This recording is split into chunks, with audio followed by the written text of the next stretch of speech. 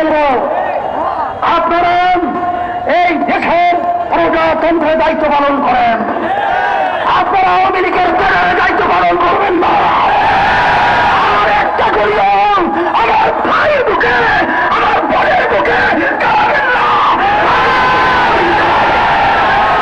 আর সাথে সাথে আমি প্রধানমন্ত্রী সহ যারা সরকার রয়েছেন, আপনারা যারা এই খুনিদের সাথে সম্পৃক্ত, সন্ত্রাসের সাথে যে সম্পৃক্ত, তাদেরকে অ্যারেস্ট করার মাধ্যমে দৃষ্টান্তমূলক শাস্তি, ফাঁসি, লক্ষ্যে আমরা তাদেরকে দেখতে চাই।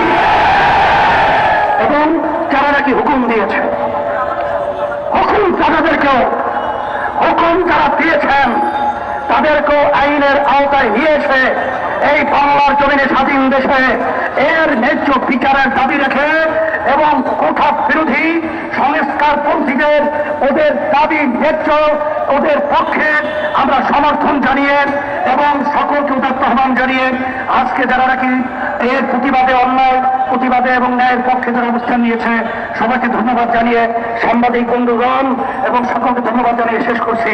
আল্লাহুম্মা আমিন। রব্বানা আতিনা ফিদ দুনিয়া হাসানা ওয়া ফিল আখিরাতি হাসানা ওয়া কিনা আযাবান নার বিরহমাতিকা ইয়া আরহামার রাহিমিন।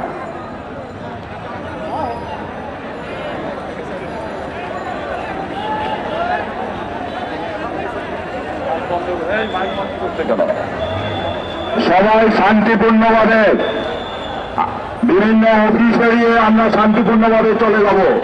বিভিন্নখানে সন্ত্রাসীরা উঠতে আছে, তাদের এলাকায় এড়িয়ে শান্তিপূর্ণভাবে আমরা এলাকায় চলে যাব। আগামী দিনে সংগ্রামের ডাকের অপেক্ষা করবো ইনশাআল্লাহ।